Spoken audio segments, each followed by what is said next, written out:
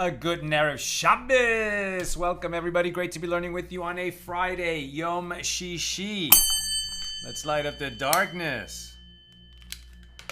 Who's in the house on a Friday? Paula in the Great Northwest, Bill in mid-Missouri, Yehud in South Carolina, Gordo in Scotland, Sharon in New Jersey, Guy in Ohio, Renee in Indiana, Shandora in the Bronx, Bella in Florida, Karen in Northern California, Joe in the Inland Empire, Belle in Texas, Capiz from the Philippines, Tom in PA, Ella's with us, Marjorie in Georgia, Chaim in Florida. Welcome everybody. Oh, you know what? We'll have to adjust the description. It actually is a double daf, but it's just such short pages. We have to take advantage. So double daf, we're actually going to be doing pages 42 and 43, and it'll still be a short show. Okay, we pick this up with Mishna number 4 here in chapter 3 of Tractate Bava Basra, the 23rd volume of the Talmud. Mishnah 4.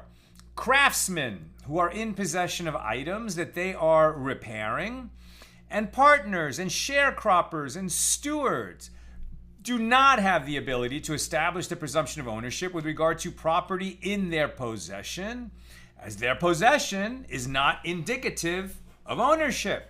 Right? We've been saying what this whole chapter has been about is establishing the presumption of ownership, because somebody who seems to be legally in possession of a piece of property has been using it, residing in it, benefiting from it for 3 years steadily.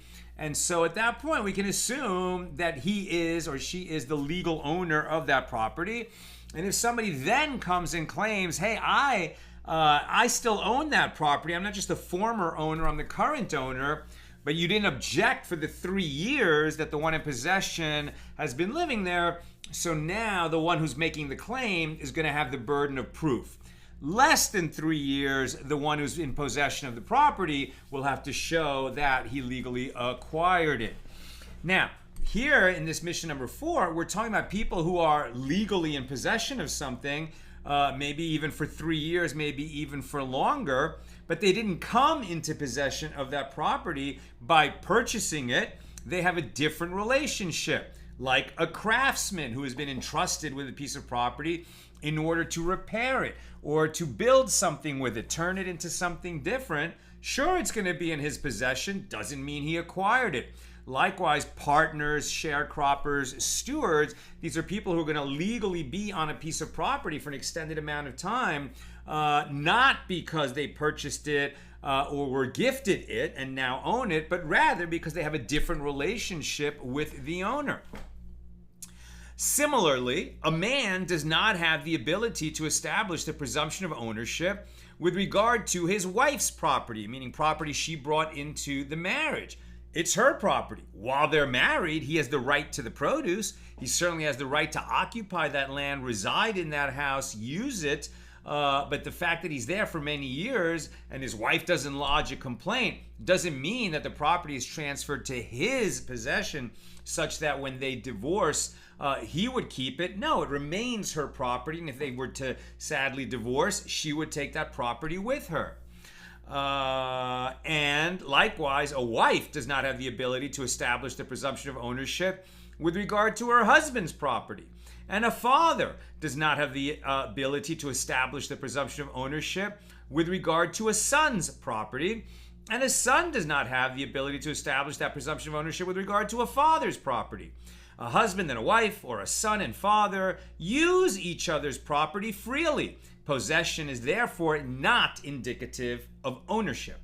Now the Mishnah continues, in what case is this statement that one establishes the presumption of ownership after profiting from the property for a certain duration, with the exception of the people we just mentioned in the first paragraph? In what cases are these things said? It is said in a case of one who has mere possession of the property, which does in some cases serve as proof of ownership. But in a case where another person gives one a gift, or there are brothers who divided their inheritance, or there is one who takes possession of the property of a convert who died without heirs, and his property is now ownerless, So as soon as one locked the door of the property or fenced it or breached its fence even a bit, this is considered taking possession of the property, and it affects acquisition.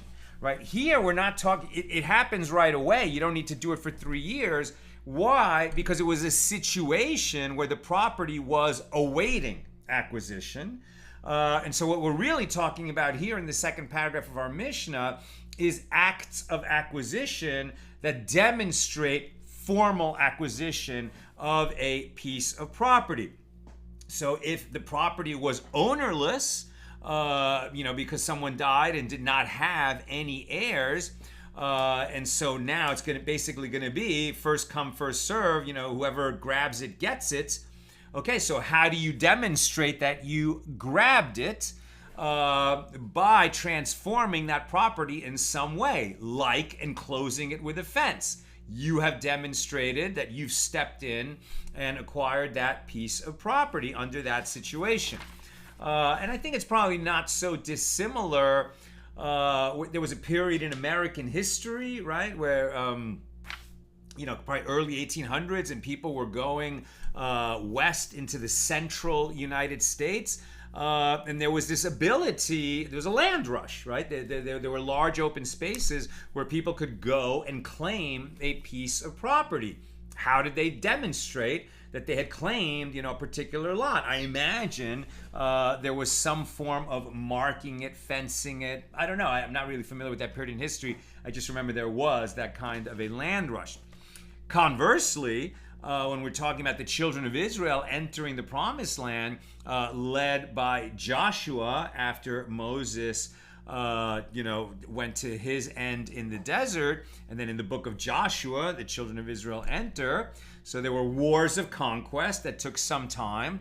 Eventually, those Canaanite people were either destroyed or defeated, and there's some important parallels to what's going on now.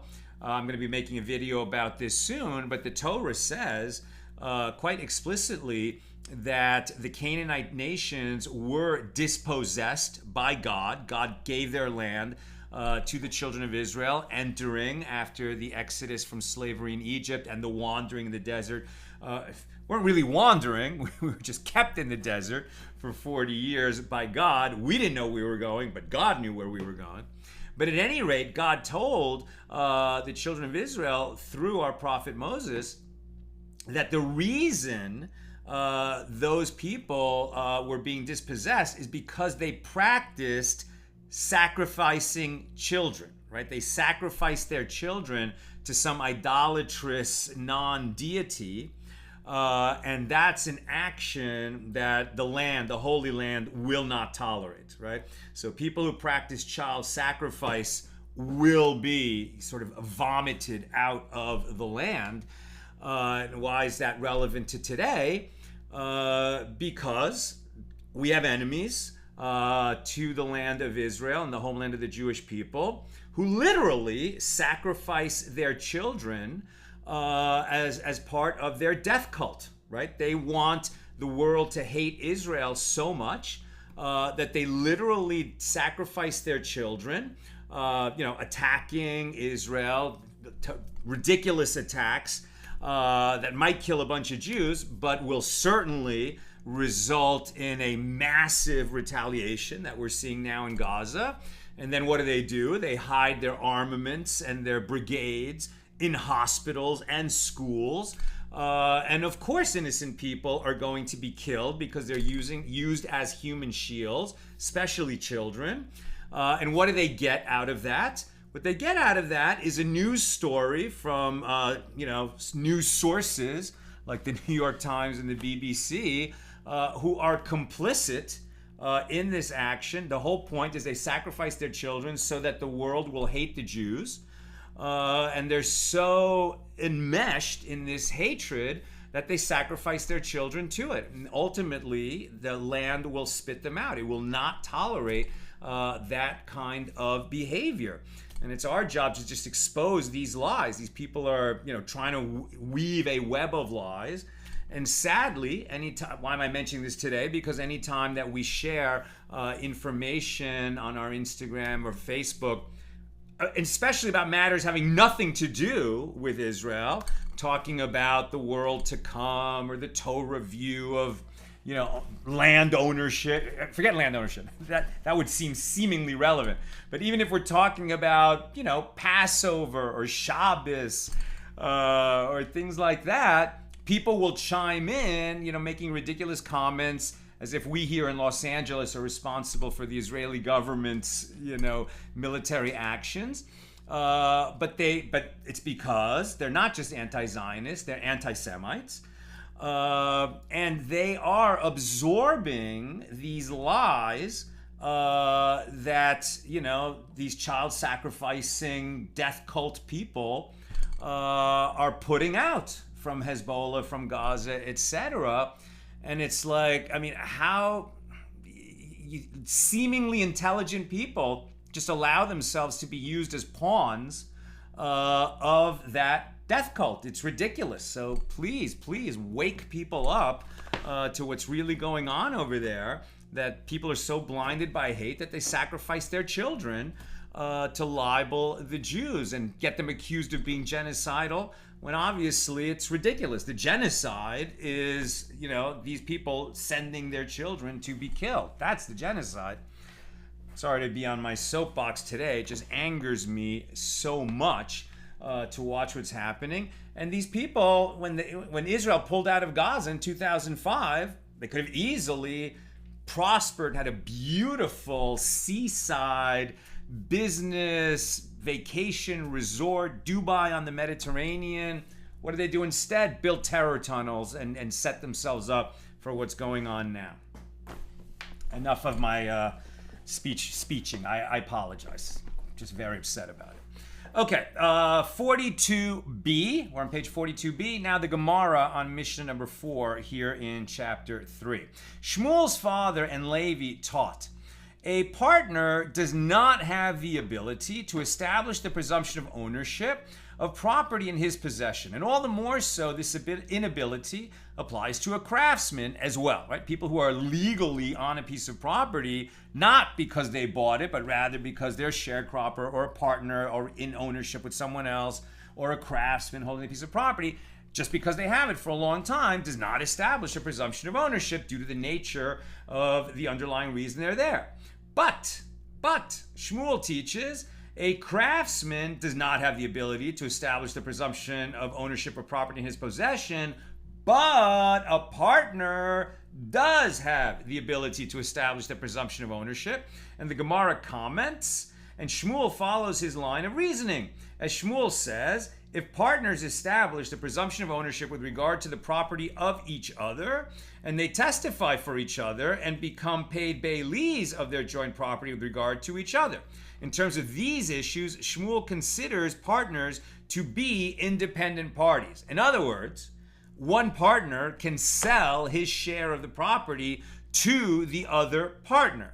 So, if they didn't document that properly, but the fact is that one partner who had formerly occupied half of the property now comes to occupy the whole property, and he does so for 3 years. You can see now there would be a presumption of ownership over the half that was formerly his partner's and now has been in his sole possession. The whole property has been in his possession for the requisite amount of time, the 3 years.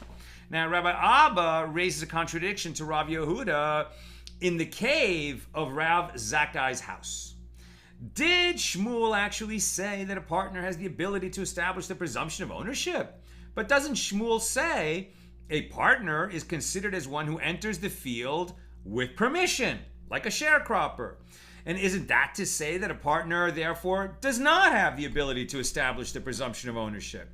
And the Gemara answers, La Kasha, this is not difficult. This is referring to where he enters all of the field, and that is referring to where he enters half of the field, right? So if he gets the whole thing, then that is where you could establish the presumption of ownership. But if he's just occupying, if it's half and half and he's occupying his half, that doesn't mean anything vis-a-vis his partner. Now the Gemara explains, some say it in this manner and some say it in that manner. On the one hand, it is possible to explain that if he entered half of the field, he establishes the presumption of ownership with regard to his half. But if he entered the entire field, he is merely acting as a partner. On the other hand, one could explain that entering half of the field does not establish the presumption of ownership at all, while entering the entire field does establish it. Now, Ravina stated a different resolution to the contradiction. Both this and that are referring to a case where he enters the entire field, and still it is not difficult. This is referring to a case where the field is of a sufficient area to be subject to the law of division, that the partners could divide it into two fields, and they would still have the characteristic of fields because they're large enough to be independent fields. And so if one of them wants to divide it, he can. In this case, his being in possession of the other half of the field as well, which previously belonged to his partner, would establish the presumption of ownership. In other words, they divided and one partner sold out his half to the other so that it becomes one field again, both halves now owned by one of the partners. And the other case is referring to a situation where the field is not of sufficient area to be subject to the halach of division. Since the property will not be divided but will remain co-owned, he is merely possessing it as a partner and does not establish a sole presumption of ownership for himself. Now, the Gemara addresses the matter itself. Shmuel says a partner is considered as one who enters the field with permission. And what is this teaching us? That there is no presumption of ownership in the context of partnership? If so, let him say explicitly, a partner does not have the ability to establish the presumption of ownership over property in his possession. So Rav Nachman says that Rabba bar Avu says Shmuel's intent was to state that a partner who proactively works to improve their mutual property collects the enhancement that reaches shoulders. What does this mean? When the produce that grew due to the efforts of the partner is fully grown and ripened and can be harvested and carried upon one's shoulders. He is not considered as one who entered another's field without permission and improved it, who collects only for his expenditures. This is the law if he planted trees in a field that is not commonly used for planting trees, just as it is if he planted a field that is commonly used for planting trees, right? They co-own a field. So the partner, what does he have a right to do? I mean, he could if the field is large enough, he could say, hey, I want us to divide it. You take your half, I'll take my half. He has a right to force that, but it would require a whole procedure. Or he could just say, listen, you're away, you're not doing anything, I'm not even going to check with you, I'm just going to plant the whole field. Now, they own it together, but one guy did all the work. So he can be reimbursed for the value of the enhancement that he put into it. What will the other partner benefit in terms of what was grown there? It will certainly depend on the particulars of their joint ownership agreement. All right, let's keep going. The Gemara continues its discussion of Shmuel's statement. Partners can testify for each other. What does this mean? A partner may join another witness in testifying with regard to the fact that his partner owns a share of their field in order to counter the claim of one who claims ownership of the field, and his testimony is not disqualified due to being biased. And the Gemara asks, why is this so? Aren't partners biased in their testimony as they jointly own the property in question? Now on page 43a. So what's being said here? Are we saying that, okay, two guys own a field together, somebody comes along and says, you guys don't own it, I own it, right? Now, obviously, you can't testify on your own behalf as a witness. Can you testify on behalf of your partner? Well, in this situation, no, because there's a clear bias. If I'm going to say, well, I'm not going to testify about myself, but I'm going to testify that my partner for sure owns half this field, and my testimony will join with some other witness who knows that he owns half the field. And therefore you who claim that we don't own it, you own it, obviously it's not true since my partner has two witnesses to show that he owns half that field. But of course I'm biased because if we establish that this guy owns half the field and that guy who was claiming to own all of it came and said these two partners don't own anything, he owns all of it, and now we totally discredited that claim, I'm going to benefit because he's going to have to go away. I am biased. So how can I testify in favor of my partner in a situation where I am not biased? Stay tuned. The Gemara says, with what are we dealing here? We are dealing with a case where the partner who is testifying wrote to the other partner, I do not have any legal dealings or involvement with regard to this field, thereby relinquishing my ownership of the field. I am giving my half to my partner. I'm going to make him the sole owner of the field. I am exiting the field. Now can I testify that he is the sole owner of the field? Why not? I'm no longer biased. I no longer have an ownership interest in it. I've given it to my partner. But when I testify that I gave it to my partner, I might actually be creating a situation where I'm establishing a chain of title. I used to own half the field. My half now belongs to my former partner who now owns all of the field. But if I owe money to some other guy, my creditor can now come and say, well, where's that land? You used to own half a field, Sal, where'd it go? Well, I testify that I sold it to my partner. Okay, well, I'm going to go collect from your former partner because now I actually benefit in establishing that chain of transmission where if I have a creditor, he's going to know where to look and how to recoup, especially if when I borrowed money from him, I gave him a lien on my half of the field. The fact that I sold it to my partner really just helps him know who's the current owner, and it can help me actually get out of debt in the sense that he could now go seize this field of mine that I gave up to my partner. So what we're going to need for me to be completely unbiased is that I'm testifying that I gave up my half of the field to my former partner in a situation where I'm truly no longer involved. I don't have outstanding debts, etc., and it doesn't benefit me in any way. Then I'm unbiased. But if there's any form of benefit to me, then I'm a biased witness, and my testimony will not combine with some other single witness. The Gemara answers, with what are we dealing here? We are dealing with a case where one testifying performed an act of acquisition with the other partner. Since relinquishing his share in this fashion is effective, his testimony would no longer be biased. But the Gemara says, and if he performed an act of acquisition with one testifying, what of it? His testimony is still biased as he is establishing the field before his creditor. Once he transferred the share to his partner, his creditor will now be able to collect from the property that he formerly co-owned, as a creditor can collect from property that a debtor once owned, despite the fact that he has relinquished his ownership of it. If there was a lien, if I was a guarantor, etc. Since his testimony enables him to repay his debt, there is bias in it.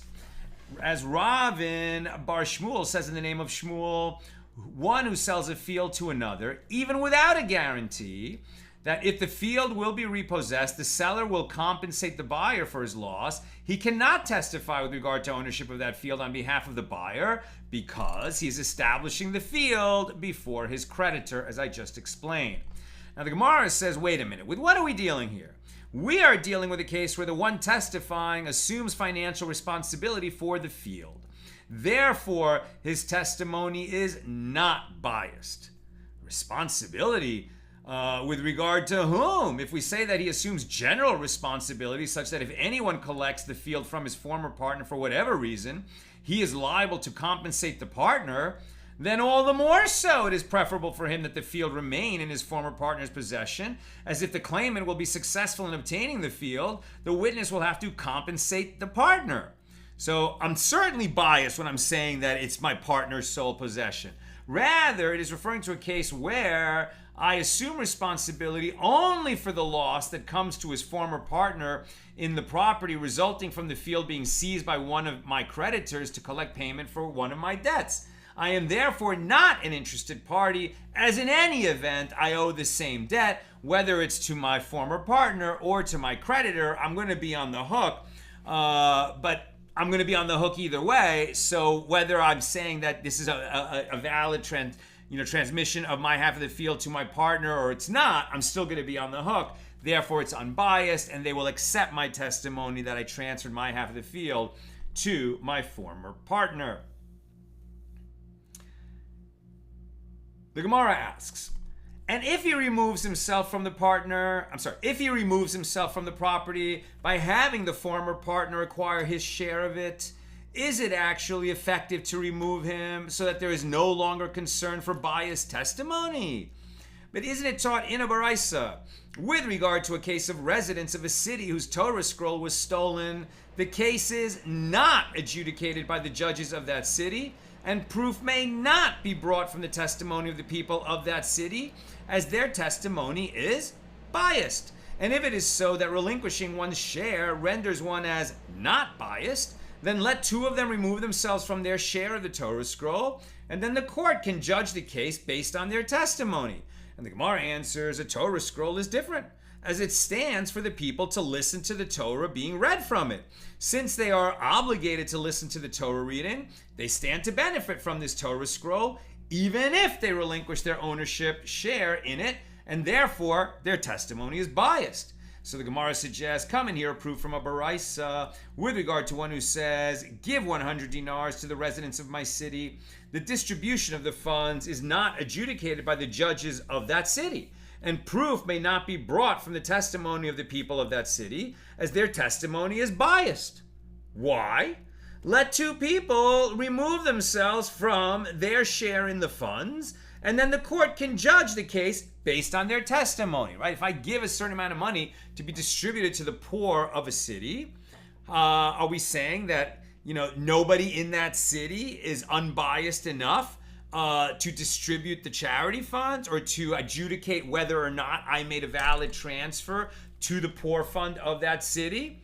Well, yeah, because even if people are not poor, the fact is that the city will benefit, right, by having this big influx of, let's say I was a billionaire and I gave $1 billion, to the poor of a certain city. Well, even the ones who are not poor are going to benefit from that, because all of the poor will be lifted. They will be less poor. They'll be able to spend more money. The whole city will be more prosperous. So we don't want members of that city to adjudicate whether it was a valid transfer or not. But says the Gemara, why not? But let two people remove themselves from their share in the funds, and then the court can judge the case based on their testimony. And the Gemara answers here too, this law is stated with regard to a case where the gift was for the purpose of procuring a Torah scroll. And the same aforementioned reasoning applies. Everyone in the city does benefit from it, so therefore they are biased. And the Gemara suggests, come in here a proof from a baraisa. With regard to one who says, give 100 dinars to the poor people of my city, the distribution of the funds is not adjudicated by the judges of that city, and proof may not be brought from testimony of the people of that city, as their testimony is biased, right? Two issues. Who's going to distribute the money, and was the gift to the poor fund of that city a valid gift? They're saying that the judges of that city should not be involved neither in distributing the money to the poor nor in adjudicating whether it was a valid gift, because they're biased. And how can you understand the fact that the poor take the money and the judges are thereby disqualified as interested parties? So rather say the distribution of the funds is not adjudicated by judges of that city who themselves are poor, and proof may not be brought from the testimony of the poor people of that city. And why not? Let two people remove themselves from their share in the funds, and then the court could judge based on their testimony. And the Gemara answers here too, this law is stated with regard to a case where the gift was for the purpose of procuring a Torah scroll for the people of the city, and therefore the same reasoning applies. Everybody benefits from it, so they're all biased. And the Gemara asks, and if it is referring to money for purchasing a Torah scroll rather than money earmarked for charity, why does the baraisa call the recipients poor people? Because everyone is poor with regard to a Torah scroll, as it is very expensive, and that is true. When somebody commissions a new Torah scroll to be written, that costs $50,000 or more. And if you wish, say instead, actually it is referring to people who are literally poor, as it teaches, and the ruling of the baraisa is stated with regard to poor people, whose support is incumbent upon all the residents. Therefore, a gift to these poor people reduces the obligation of the rest of the city. and all of their testimony is biased, as I mentioned at the outset. So the Gemara clarifies, and what are the circumstances in which this Baraisa states its ruling? If it is a place where the sum of charity that each resident is obligated to give is fixed for them, so let two of them give what is fixed for them to give to the poor, and then the court can judge the case based on their testimony, as their outcome doesn't change no matter the outcome of that adjudication. So why would we say that they are still biased? I am almost done. Questions or comments, please get them in now. So the Gemara answers with, what are we dealing here? We are dealing with a case where the sum is not fixed for them. Therefore, this is not an option. And if you wish, say instead, actually is referring to a place where the sum is fixed for them. And nevertheless, it is amenable to the residents of the city that the poor receive a gift, because once there is a gain for the poor people from this donation, there is a gain, and it lightens the burden of all the people of the city, and therefore they're all biased. And the Gemara returns to discuss Shmuel's statement concerning partners, and they become paid bailees of their joint property with regard to each other. Now on 43b, and the Gemara asks, why are they liable as paid bailees? Isn't it a case of safeguarding accompanied by employment of the owner? Since both partners are safeguarding each other's property, they are both employed by each other, and they should therefore be exempt from the obligations of safeguarding. So Rav Papa said Shmuel is referring to a case where he says to his partner, safeguard for me today, and I will safeguard for you tomorrow. In this circumstance, they are each the sole bailee at any given moment, and they do not receive the exemption from bailee payments for being employed by the owner, even though they are partners and co-own the property. If they have this kind of arrangement where somebody's in charge of safeguarding everything that's on the field on one day and the other guy safeguards the next day, then while one of them is safeguarding, he's acting as a paid bailee in exchange for the other one being the paid bailee tomorrow, and therefore if something is lost or stolen, he's going to have to make it right because he has the responsibilities of a paid bailee. That's what I have for us today, and let's just leave it at that. It's great to be learning with you, my holy sisters and brothers, on a Friday. Very excited for Shabbos. May it be restful and rejuvenating and refreshing. And when we come out of Shabbos tomorrow night and get together to learn at approximately 9:20 p.m. LA Pacific time, may we only hear good news. And we say, Amen. Good Shabbos.